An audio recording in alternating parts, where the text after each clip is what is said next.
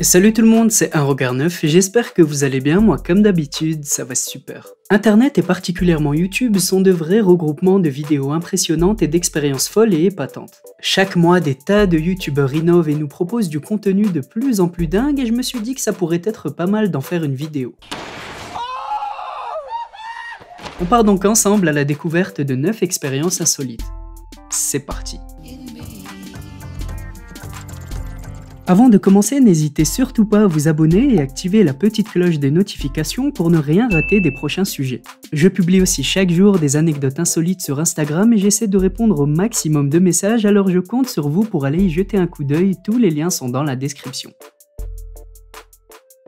Numéro 1. On commence avec l'expérience non pas d'un youtubeur mais d'un psychologue qui s'est déroulé dans les années 1930 aux États-Unis. Winthrop Kellogg, un célèbre psychologue passionné d'animaux, décide un jour de tenter une expérience inédite. En voyant que les singes étaient des créatures très intelligentes, il se demande s'ils pourraient être capables de parler notre langue et communiquer avec nous. Le psychologue et sa femme décident donc d'adopter un petit singe nommé Goa quelque temps après la naissance de leur fils Donald et de l'élever exactement de la même manière que leur enfant pour voir s'il pourrait se comporter comme un humain. Et on peut dire qu'ils y sont vraiment allés à fond. Sur des images de l'époque, on peut par exemple voir le singe Goa porter une couche, être assis dans un trotteur, porter des vêtements de bébé, etc. etc. Les aptitudes de l'enfant et du singe étaient régulièrement testées et Goa réussit parfois même mieux les tests que Donald. Il arrivait de temps en temps que le singe réponde plus rapidement à certains ordres ou qu'il utilise mieux certains ustensiles comme une tasse ou une cuillère. Le truc, c'est qu'au bout de quelques mois d'expérience, le psychologue et sa femme se rendent compte d'une chose, le singe Goa ne parle pas et pire encore, selon le magazine américain Psychological Record, c'est leur propre enfant Donald qui commençait à parler avec des bruits de chimpanzé.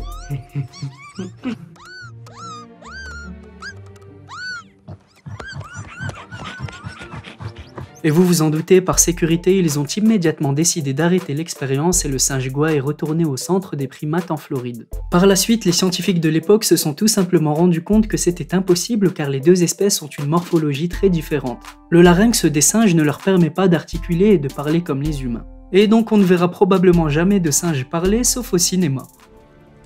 Tu as appris à parler, j'écoute. Humain. Par contre, dans l'histoire, quelques singes réussissaient à s'exprimer et à se faire comprendre, comme par exemple la femelle Coco dont vous pouvez trouver plusieurs vidéos sur internet. C'était un gorille femelle à qui on avait appris le langage des signes et qui réussissait à communiquer facilement avec les humains.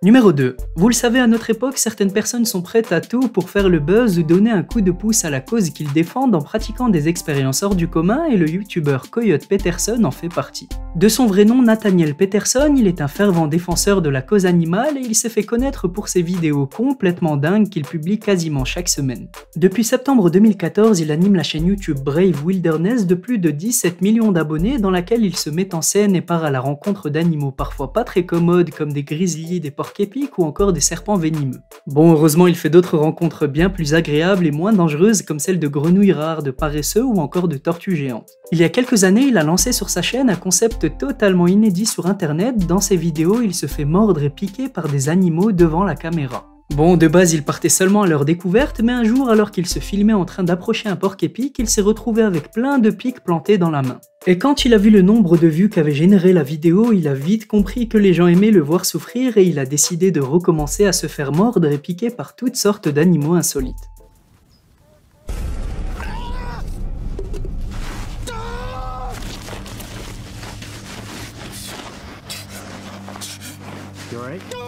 Dans son palmarès de piqûres et de morsures, on retrouve des morsures de crabes, d'araignées, de sangsues, de guêpes chasseuses ou même de la fourmi réputée pour posséder la morsure la plus douloureuse au monde, la fourmi balle de fusil. Bon, évidemment, le buzz n'est pas sa seule motivation. Il a dit dans une interview qu'il a donné à un site qu'il était toujours un petit peu nerveux avant de se faire piquer et particulièrement à cause du venin de l'animal. Et que même s'il prenait des précautions pour choisir des animaux qui ne tuent pas et qu'il avait des médecins derrière lui, on ne peut pas savoir à l'avance si le corps va mal réagir à tel venin ou non. Il a aussi dit que s'il s'infligeait toutes ces piqûres et morsures, c'était pour sensibiliser les spectateurs sur les effets des venins, la puissance des poisons ou la douleur provoquée par certaines morsures. Il leur apprend donc à rester à distance s'ils rencontraient un jour ce genre d'animaux. D'ailleurs, il répète assez souvent une phrase complètement logique mais malheureusement pas appliquée par certains: ne reproduisez pas ça chez vous. En conséquence, il ne faut absolument pas tenter de reproduire ou d'imiter le contenu de ce programme.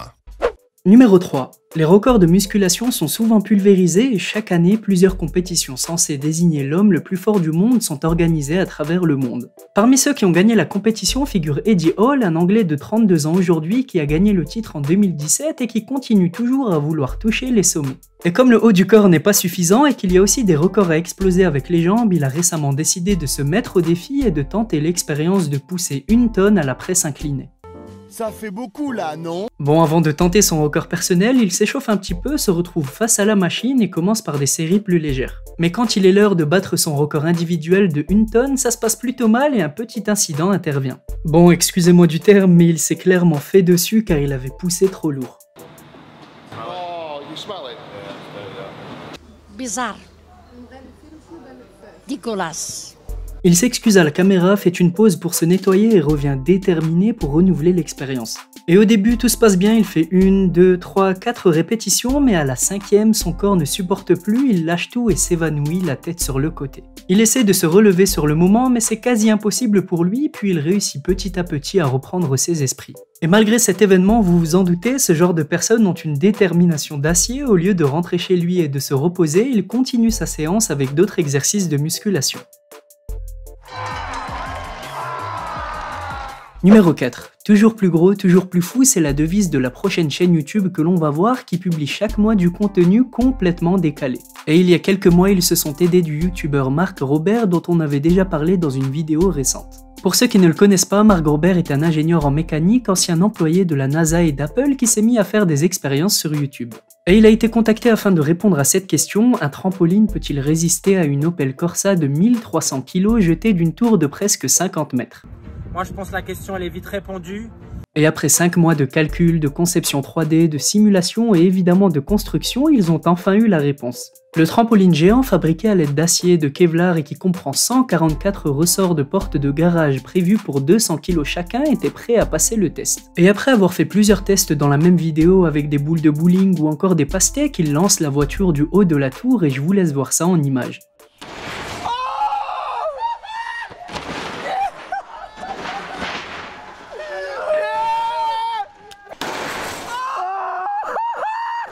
Numéro 5.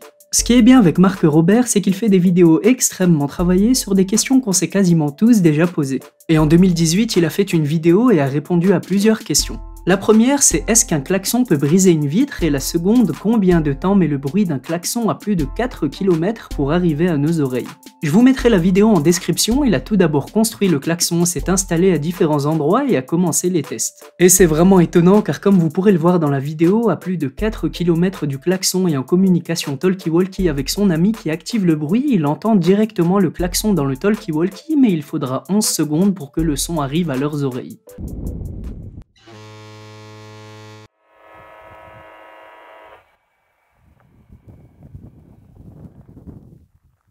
Wait for it.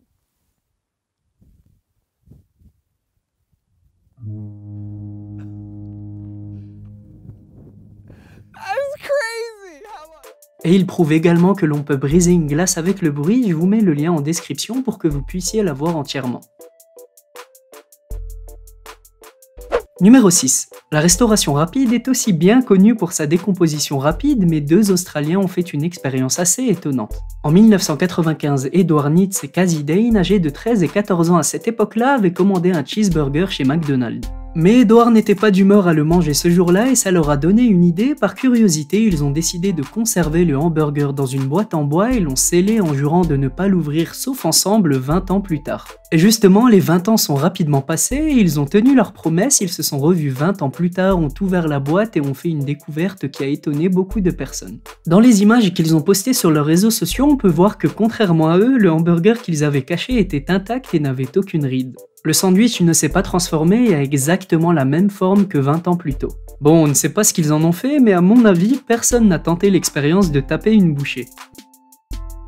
Numéro 7. En parlant de McDonald's, il arrive très souvent que des expériences en rapport avec la multinationale soient faites. Par exemple, John Cisna, un professeur américain, a voulu prouver qu'en réalité, même s'il est évident que la nourriture de McDonald's est connue pour ne pas être la plus saine, comme il l'a dit, ce sont nos choix qui nous rendent gros et non pas la nourriture de tel endroit. Et son expérience était simple, pendant 90 jours, le professeur américain s'est nourri seulement au McDonald's de matin, midi et soir en mangeant à chaque fois 2000 calories par jour. Et le résultat va sûrement en surprendre beaucoup, au lieu de voir son taux de cholestérol grimper en flèche, il a perdu 17 kilos. Il a dit dans une interview « Je peux manger ce que je veux chez McDonald's tant que je suis malin et que je compense le reste de la journée. Je faisais du sport entre les repas, ce sont nos choix qui nous rendent obèses et pas McDonald's. » Bon, évidemment, manger au McDonald's ne fait en général pas perdre de poids, mais le but de l'expérience était de sensibiliser certaines personnes.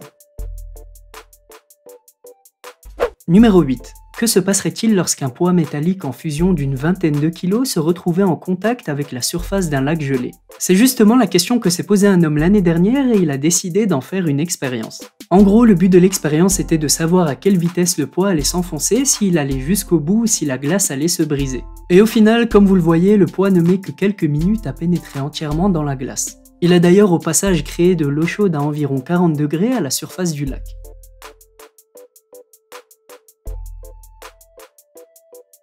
Et le numéro 9. On finit avec un autre youtubeur connu sous le nom de The Backyard Scientist qui a récemment mis en ligne une vidéo montrant le résultat de la rencontre entre du sel fondu et de l'eau. Et on va le voir ensemble, du simple sel de table peut créer une explosion hallucinante. Bon, on l'a quasiment tous déjà fait pour la blague, mettre du sel dans le verre d'un ami ou de son frère ou sa sœur, mais attention à ne pas le faire avec du sel fondu. Le sel ne fond qu'à une température proche de 800 degrés et quand le liquide fondu se retrouve au contact de l'eau, celle-ci se change immédiatement en vapeur. Le gaz a besoin de place pour se dilater et la pression augmente très rapidement et cherche un moyen de faire de la place. Mais le truc c'est que la vapeur pousse l'eau si fort que comme vous allez le voir, ça a fait éclater les parois de l'aquarium.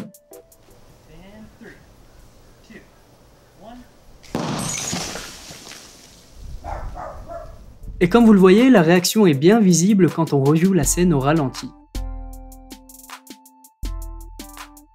Et c'est là qu'on se rend compte qu'un petit aliment comme le sel peut être destructeur.